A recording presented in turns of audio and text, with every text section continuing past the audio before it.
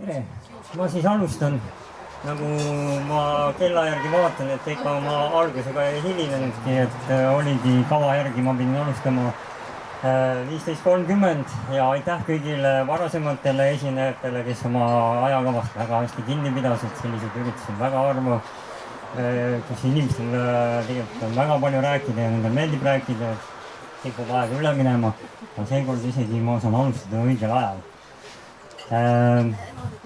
Ma olen Merekeele Nõukoja liige, aitäh mind kutsumast siia. Väga ilus koht on, hubane, väga maitsvad söögid, aitäh lõuna eest. Et mulle väga hea mulje jätab see siin üritus ja kogu see koht ja kõik see, mis siin täna räägitakse. Ja ma alustuseks siis räägin kõigepealt endast. Et ma olen meremees. Lõpetasin aastal 2000 Eesti Mereakadeemia tüürimehena ja olen sõitnud päris paljudel meredel üle terve maailma. Üle ekvaatori ma ei ole sõitnud, aga põhjapoolkeral on praktiliselt kõik mered on läbi sõidetud ja ookeanid on ka mitu korda ületatud. Aga olen ka siin riigiametnikuna töötanud, tekstide toimetajana olen töötanud, koolides olen töötanud ja viimasel ajal olen tegelenud kvaliteedijuhtimissüsteemide arendamisega ehk organisatsioonide arendamisega selles mõttes, kuidas neid paremini juhtida. Ja praegu ma töötan hoopistükkis Saaremaal Kuressaare ametikoolis ja seal kutsuti mind projektijuhiks, et hakata tegema õppekavasid tuuleparkide tehnikute õpetamiseks. Et see on selline ala, mis on täiesti uus, selliseid töökohti Eestis veel eriti ei ole. Ja kuna ma olen Saaremaal sündinud, siis mind sinna kooli kutsuti ja nüüd ma siis seal praegu õpetan. Ja mulle meeldib endast väga palju rääkida, ma võin kõik selle pool tundi endast rääkida, aga siiski jätkame sellest teemast, millest ma siit lubasin.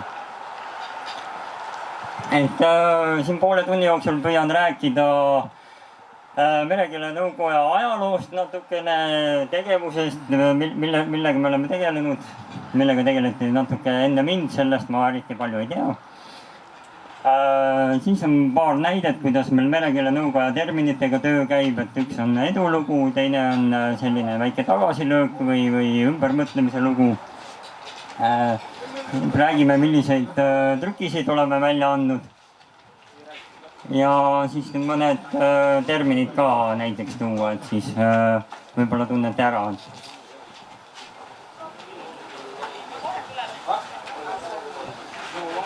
Siis ma tahtsin selle varasemate esinejate kohta ka veel seda öelda, et Jaan Vali siin rääkis, et väga hea oli kuulata, kuidas väga head nagu eesti keelt ja mereterminit kasutati väga hästi. Et mul ei kripinud mitte ühegi koha peal kõrva, et noh, kuigi ma olen ka üsna tolerantne selles osas, et keel kujuneb sellest ju kohast ja inimestest, mis ju tegelikkuses kasutatakse, kus inimesed elavad või kus nad on tulnud, kes on nende esivanemad olnud.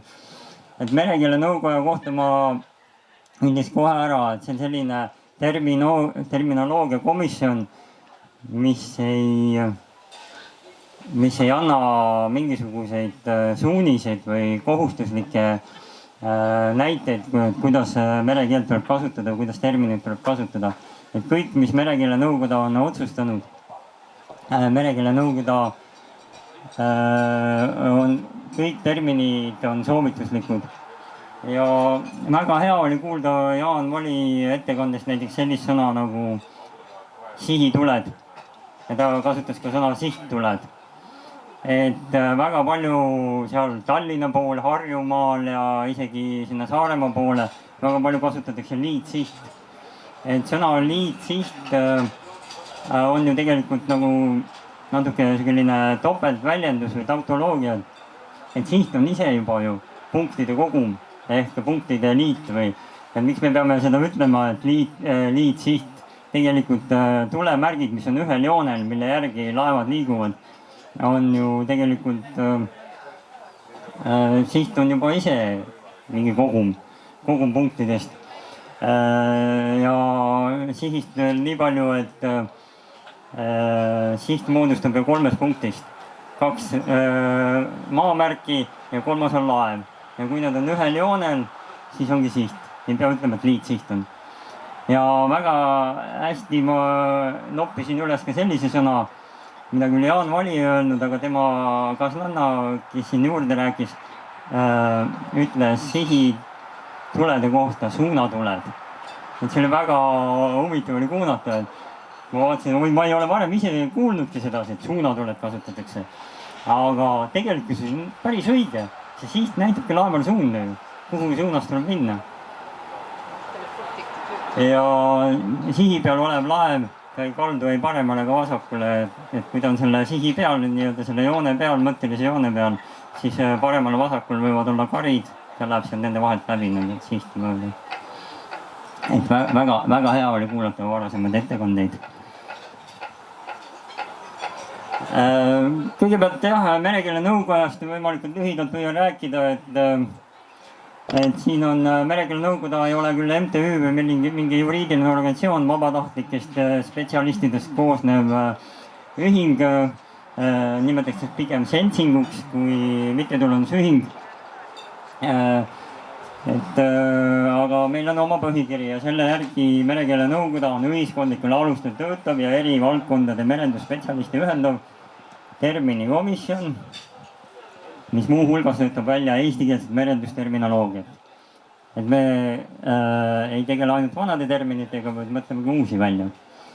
Ja peamine eesmärk on merendusringkondades aktsepteeritav ja eesti kirjakeele normidele vastav merendusterminoloogia loomine. Ja sinna juurde kuulub ka siis merenduse ja merekeele ja selle kaudu eesti keele hoidmine. Ajalugu võib nii öelda, et jaanuaris 2023 merekeele nõukoda sai 50-aastaseks või juubel oli, jaanuaris tähistasime.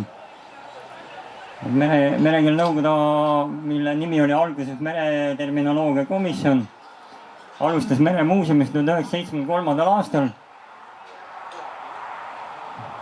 Merekeele nõukoda on seega vanem kui mina olen. Ja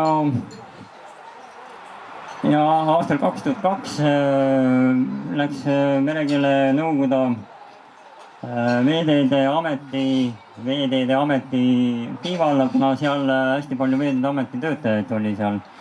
Ja üks eestvedajatest, Malle Hunt, kes ka on nii-öelda hea sekretär meil, tema ka töötab Veeteede Ametis siiamaani. Aga nüüd sellele siis Veeteede Ameti tiiva alla kõik see läks. Ja nüüd siis aastast 2020 on Transpordiameti tiiva all.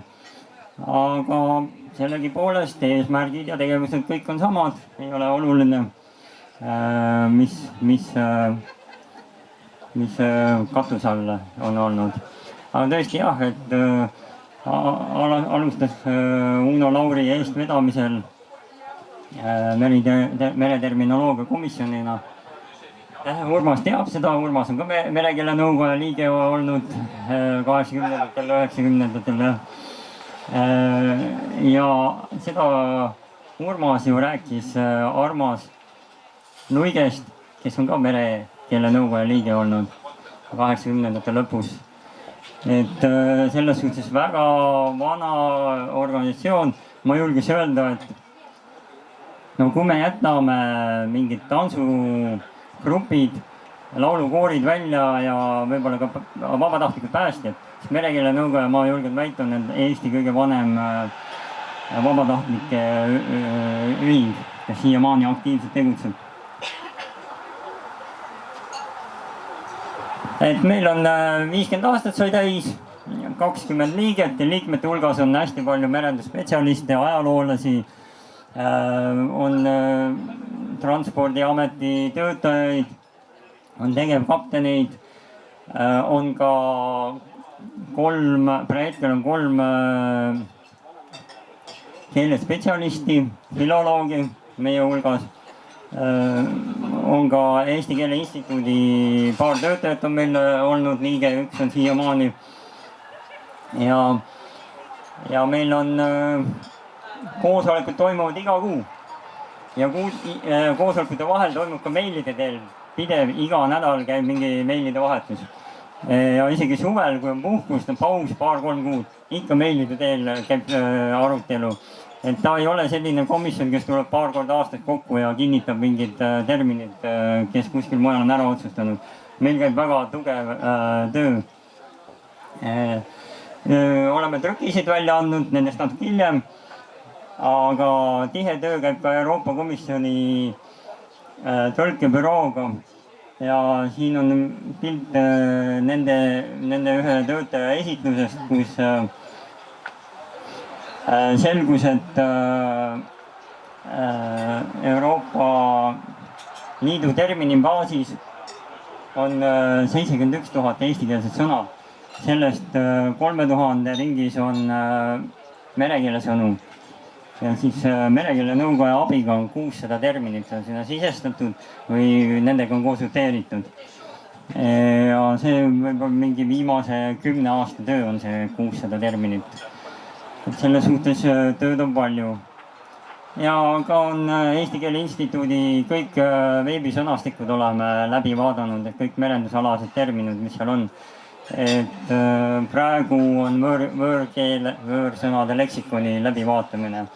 Et me püüame hästi silma peal hoida sellel, et erinevates kohtades terminid oleksid võimalikult ühtemoodi. Meil on ka isegi Mereviki ehk Wikipedia platvormil on merekeele nõukoja terminite seletused või artiklid iga termini kohta. Kuna meil tuli see välja töötada sellepärast, et Wikipedia oli väga loominguliselt tegeles nende merendusalaste terminitega.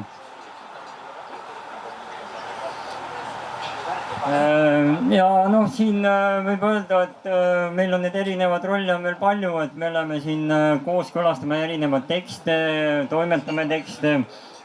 Me jälgime ajakirjanduse artikleid, merendusalasid, seal, kus on vaja sõna sekka öelda, et mõni nimetus on valesti kirja pandud.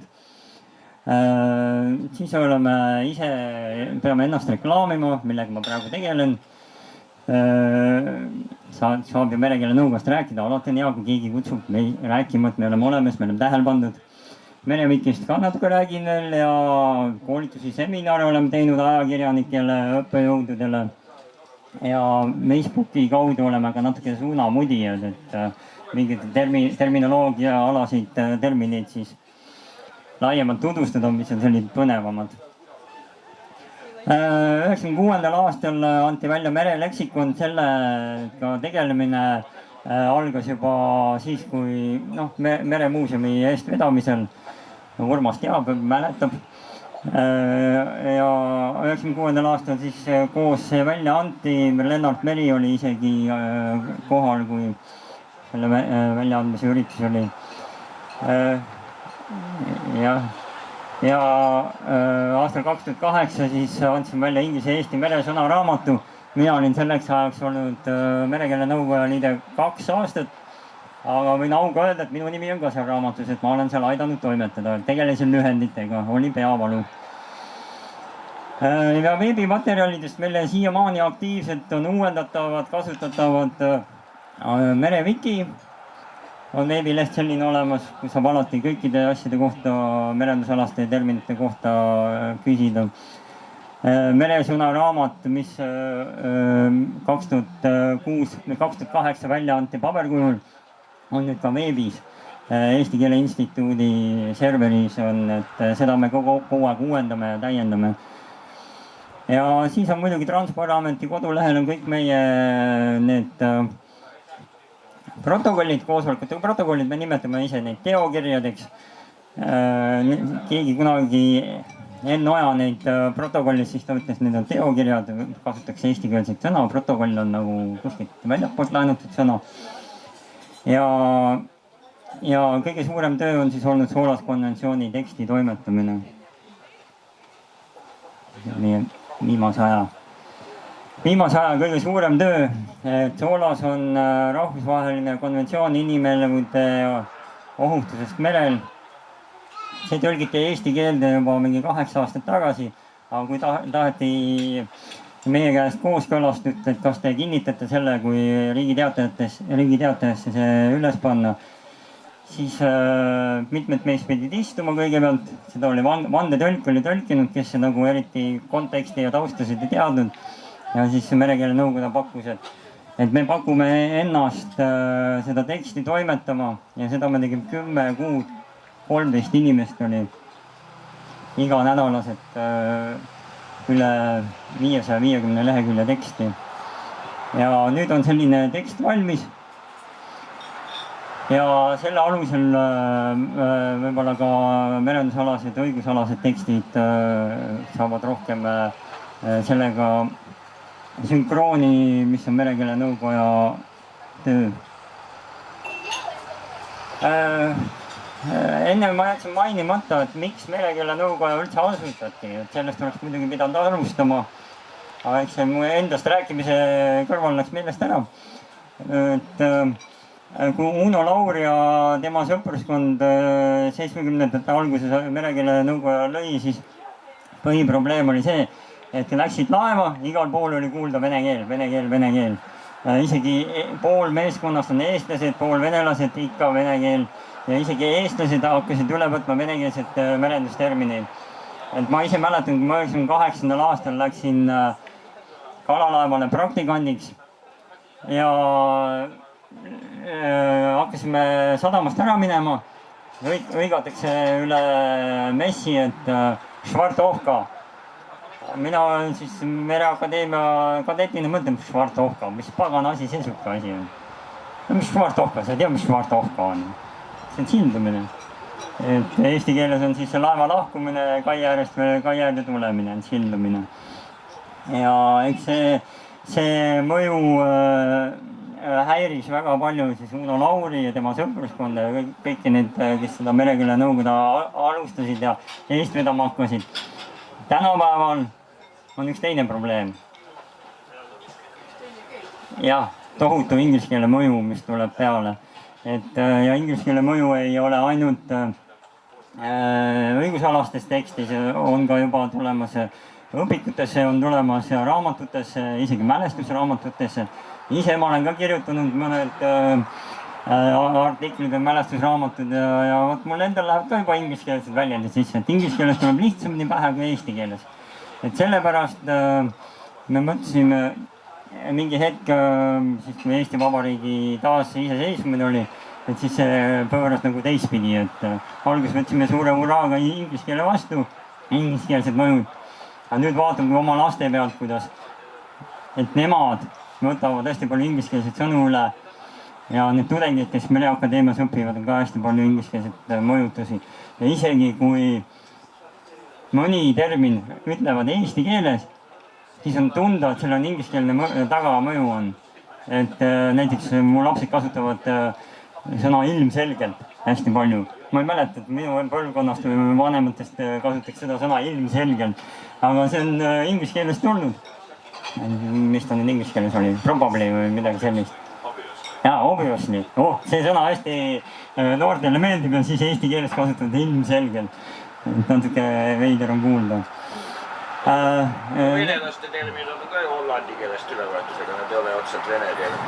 No jah, seda küll, kui meile Merekeele Nõukoja liikmetest räägime, siis on ka Enn Oja selline, kellel on vist tohutu raamatukogu eri keelte mereterminoloogiast. Ja tema ütleb ka enamus mereterminoloogiat tulebki sealt Hollandi kandist või sealt germaanide keelkondadest, et see ei ole ainult ka ühesuunaline liikmes, et see tuleb ka ida poolt neid sõnu, aga ka tõesti vene keelest tulevad sõnud tulevad ka sealt Euroopa poolt. Aga nüüd mõned näited ka terminitest, et natuke huvitavamaks läheb. Et enne oli juttu, et me mõtleme ka uusi sõnu välja ja me oleme siin, tehakse tänapäeval järjest selliseid uusi laevu, uute jõuseadmetega, uued keretüübid, nimetatakse hoopis teistmoodi või sellised laevu pole üldse varem olnud. Ja siis, kui nad Eestisse tulevad ja Eestisse ehitatakse või siis me peame ka silma peal hoidma välisajakirjandusele, et mingisugused uued laevad, uued projektid on tulemas, et mis selle eestikeelne vaste võiks olla ja vahest me vaidleme mitu kuud. Ja vahest on nii, et vaidleme nii, et 5-6 aasta pärast võtame uuesti ette. Et siis, kui on kuulda, et mingi termin on praktikasse läinud teistmoodi. Siin ma toon näite, et see on laev Jakob Rei, mis aastal 2012 tuli Eestisse ja hakkas mõõdistustöid tegema. Merepõhja sügavusi kaardistama, et kui sügav on ja mis seal merepõhjas on. Et kõik see elektroonilised seadmetega ja kajaloodidega ja mis kõige seadmetega seal kaardistatakse. Aga ingliskeelne nimetus sellel oli Small Waterplane Area Twin Hull Vessel. Hästi pikk ja lohisev. Inglased kasutavad lühendit SWAT. Ja siis äkki meie enda kolleegide hulgas seal Veeteede Ametis hakkasid kasutama sõna SWAT laev. See ei ole ju eesti keel, et kui me ütleme SWAT laev, et ega siis ma ei lähe ju nüüd SWATiga merele ju. Et see, ma ütlen, et kui nagu eestistada seda sõna SWAT, aga no lühendid ei tohi eestistada sõnaks. Filoloogid seal kohe veel käsi ees, et ei, SWAT ta ei ole. Ja siis saime kokku 2 või 3 koosolekut arutasime ja siis jõudsime sellise sõnani nagu ujuklaev. Et miks me seda kasutasime, et ma ei tea, kui hästi te näete praegu. Et tavaline laev on, ühe kerega laev on selline, mis vee tasapind on selline tilgakujuline. Et laeva kokkupuute pind veega.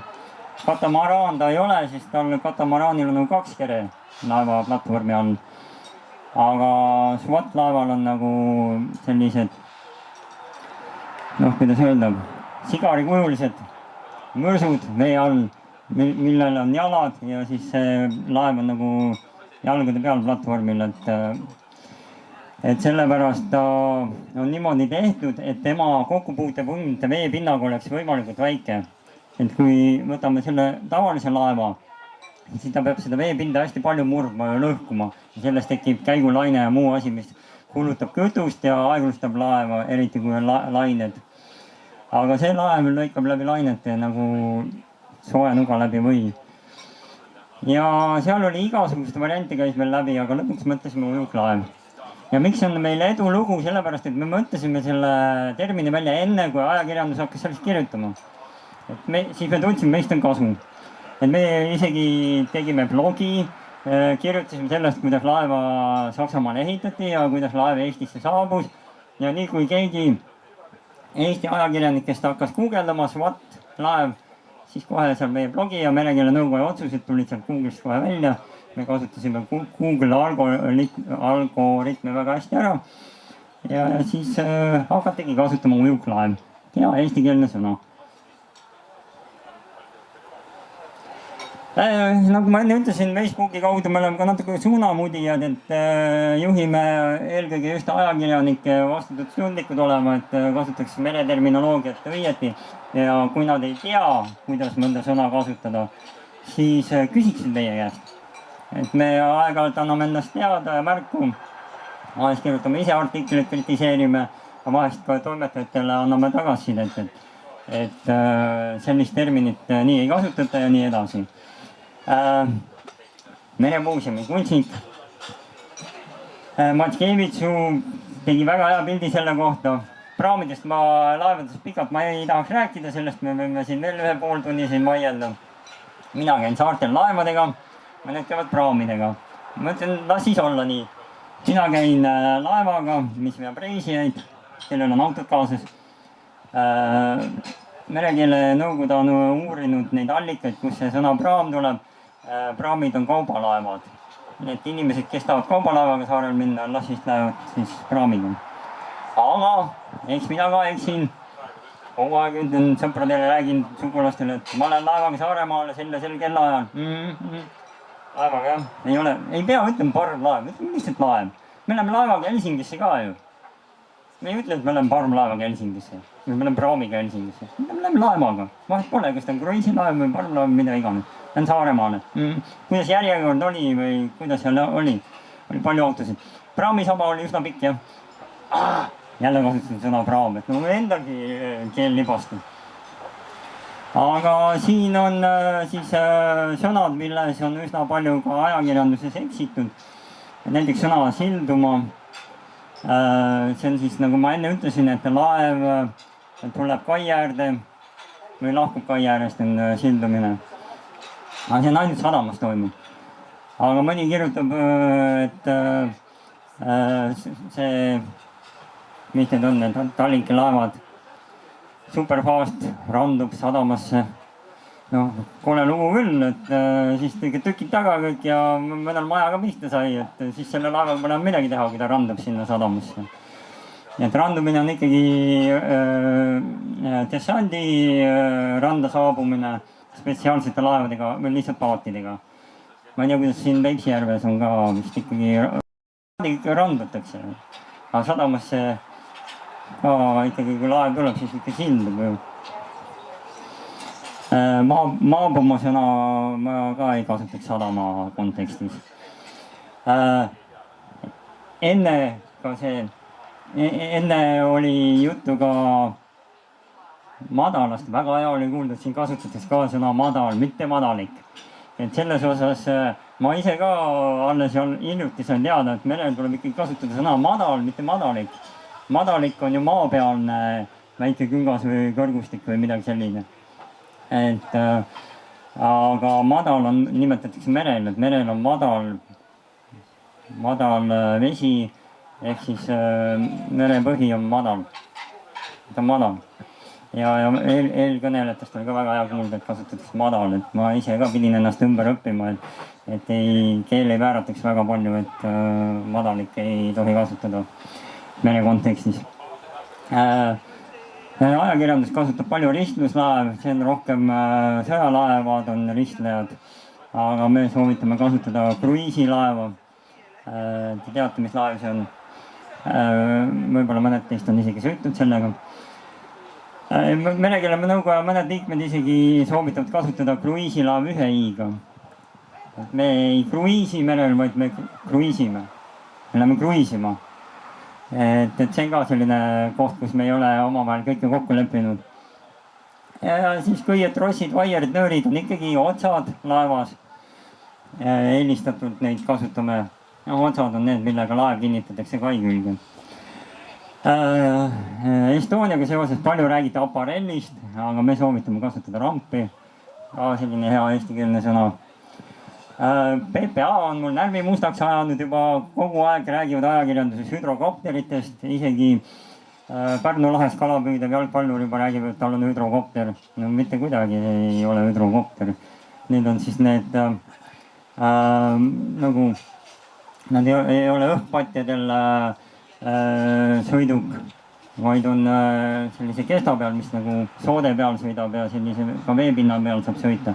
Nad on hästi suur propeller on taga. No ei kopteriga, helikopteriga pole seal midagi pistmit. Aga miks mitte hõljuk?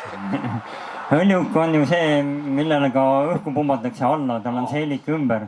Aga tiivikliuguril ei ole sellist seelikut ümber. Jalgpallur ise ehitab neid võib-olla. No jah, aga samas kui inimesed saavad aru, millest juttu on, las ta siis räägib.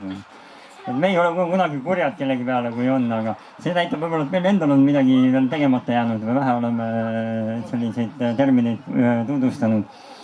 Ja siis purjelaeva puhul, mis on tegelikult purjepaat, me soovitame kasutada ikkagi purjekas. Kuidas teie kandis siin on? Et hästi palju tuli siin lodi käis siit läbi, aga siin on ka need muid vanased laevatüüpe ja nii edasi. Et selles osas ma arvan, et purjelaevaks ei saa ka lotte päris nimetada. On pigem ikka purjekas. Lodi on lodi. Jah, lodi on täiesti omaette. Ta on tõesti tegelikult hoopis teistsuguse kerekuju konstruktsiooniga ja puri on teistsugune, nii et ta on väga arhailine, teda ehitatakse tegelikult natukene friisi laevaehitusstiilis, mis on siiapoole üle jõudnud. Ikka lodi on lodi. Jah, ja tema peamine eesmärk ei ole kiiresti kohale jõuda läbi lainetrammides, et kulgeb nagu parv mööda jõge või järve, et selles osas jah, ta on täiesti omaette nähtus. Siis on järelmõtlemise töös ka natuke üks lugu, et meil, nagu enne ütlesin, tuleb vahest ka juba meie enda soovitatud terminid ümber mõelda. Et näiteks on selline sõna inglise keeles anti-fooling paint, et aasta tagasi üks endine kolleeg küsis mu käest,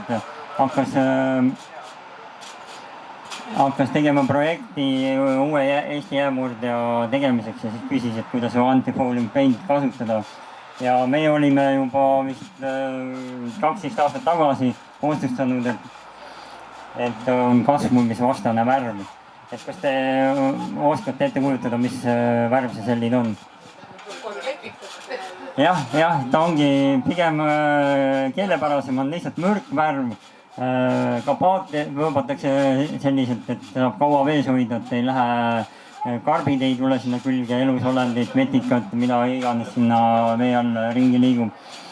Ja siis laevu peab iga teatud aja tagant puhastama kere alt ja siis värvitakse üle sellise värviga. Aga mürkvärv ka lihtsalt väga ei sobinud, et ta on hästi kompleksne termin, mida see tähistab. Ja tulime uuesti kokku ja siis mõtlesime ümber, et tegelikult kattumise vastane värv on parem, sest laevakere ei kattu ainult ju vetikatega, seal on ka muid asju, elusolendid, karbid, mis seal kõik on. Ja siis on selline värv, mis nagu hoiab nende laeva külge kinnitumist. Ja siis on ju ka laevakere küljes on igast muid asju ka, mis roostetamist ära hoiavad ja sellised asjad. Et need tuleb selgelt lahus hoida. Et see on selline lugu. Ja viimasel ajal kasutatud uued terminid on just meretuuleparkidega seotud, et nendest on viimasel aasta jooksul üsna palju ajakirjandusest räägitud. Ja siin me pidime ka natuke olema juba ennetava tööga kohal, et välja mõelda neid termineid juba meie käest ka hakati küsima, ajakirjanduses juba nendest kirjutati ja hästi palju hakati kasutama lühendid jälle. Et nagu ma enne ütlesin, lühendid on ei. Siin on ka näha lühendid. Aga me nüüd viimasel hooajal 10 kuud jutti arutasime neid terminid, neid on veel rohkem, aga ma tõin siin värvikamad. Et need jack-up vessel on näiteks töötejalgadega laev. Siin on pilt ka juures, väga hästi näha ei ole, aga see on selline laev, mis läheb kohale. Ja siis need tornid, mis tal on peal, need lähevad läbi laevakere lähevad merepõhjani välja ja tõstavad laeva vee kohale selleks, et kraana saaks väga täpselt töötada. Ja kraana siis ehitab igasuguseid naftaplatvorme ja ka siis nüüd Eestis hakatakse lähema 2-3 aasta jooksul ka meretuuleparki ehitama. Tööperelaev on näiteks crew transfer vessel, hakati kasutama eesti keeles CTV. Ütle siis CTV on ju. Ei, nii ka ei saa. Ikka CTV laev, siis pakume tööperelaev. See tööperelaeval lisaks on ka veel muid terminid ka välja pakutud, aga see mulle endal tundub kõige sümpaatsem. Et kui me nimetame teda meeskonnalaevaks, siis on ju see laev, mis veab inimesi sadamast tuulegeneraatorite juurde ja tagasi. Ta ei ole reisilaev, ta võtab mingi kuni 12-25 reisijat peale, aga need on tegelikult need töötajad, kes ehitavad neid tuulikuid ja hooldamas käivad. Et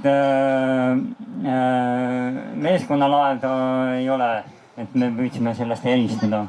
Ja siis on siin näide ka veel tuulepargi teeninduslaev. Siis on 2-6V, 2-6V. Ehk inglise keeles on ta work to work ehk lähme tööle otsetõlkes. Aga tegelikkuses on tegemist suure kraana peal oleva käigusillaga, mis kõikuva laeval aitab inimestel minna paigal seisval objektil merel. Et siis see käigusild siis kompenseerib seda kõikumist. Ja siis mõtlesime selline termini välja, et õõtsusummutiga käigusild. Et ta ei ole nagu tavaline sild, vaid tal on nagu selline teleskoobi moodi, et inimesed ohutult saaks üle minna isegi suure laine korra ja kõikumise korral. Ja hetkel kõik, kui hoolid eesti keelest, hoolid ka eesti merekeelest ja kui mereterminoloogia alaseid tekste vaja kunagi kirjutada, siis alati piiluge Merewikist, vaadata meresõnaraamatut, inglise-eesti meresõnaraamatut ja alati võite ka meie käest küsida. Transpordiameti lehelt leiab kontaktid. Võib-olla kellelgi on veel mingeid küsimusi. Hästi lühikese aja jooksul hästi palju infot tuli, väsitasin teid ära. Nüüd siis loen sõnad, mis eesti keeles on väliskeeltest võetud, need vahetatakse kõik välja või? Pesa on puudud, et see on kõik. Ei, selles suhtes ei. Me tegeleme ainult uute terminitega. Need, mis vanad on paigas juba, ega seal me midagi enam ei muuda. Me ei hakka nüüd, kui inimesed räägivad praamidest, nad räägivad praamidest. Kui inimesed räägivad pesaanpurjedest, ei hakka midagi eestikeelset mingit seletavad terminit välja mõtlema. Et kui ta nii on olnud, hokmast ja nii edasi, et laensõnu me kindlasti, mis on enne merekeele nõudaja või meie ajal tekkinud, me midagi ära ei muuda. Aga me just tegemist on palju uute sõnadega. Ja siit Euroopa Liidu poolt just tõlkeametnikelt tulevad hästi palju küsimusi, et vahest otse tõlkes inimesed ei saa üldse aru, et mis terminiga tegemist on. Ja siis on ka meil lause kontekstid ja kõik muud kontekstid taha, siis tullakse meie käest küsima. Ja see pilt on tehtud muide mitte Frederic Chopini peale, vaid mul on au olnud ka Kruusesteni pardal 3-4 päeva seilata või reisijana kaasas olla, aga mingi hetk mind kutsuti isegi navigatsioonisilda ja mul tuli neid ohvitsere natuke aidata, kui selle ettekannete süsteemi süsenesime Hiiumaa lähedal. Aga jah, see 96. aastal minul need higipisarad ei tekkinud, siis minu higipisarad tekkisid laeval Frederic Chopin, mis oli täielik kolhoos. Et mereblogi kaudu leiab sellest mälestusest ka, kirjutasin oma mälestused sinna veebi üles, et lugeda sealt ka. Ja veel kord aitäh!